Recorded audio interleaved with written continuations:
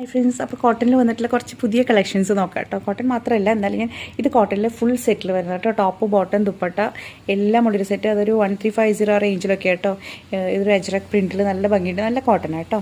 Again ഇത് ഞാൻ കാണിച്ചിട്ടുണ്ട്, ഒരു കോട്ടൺ തന്നെയാണ്.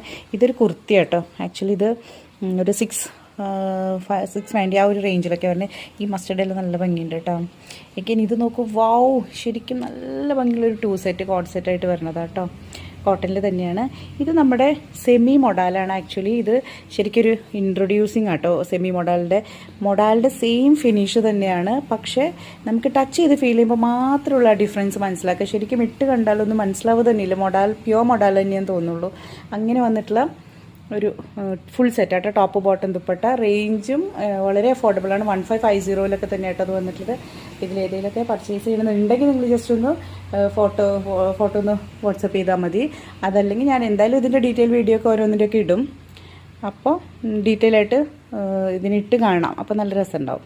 കുറച്ചുകൂടി നമുക്ക് നന്നായി മനസ്സിലാക്കാം.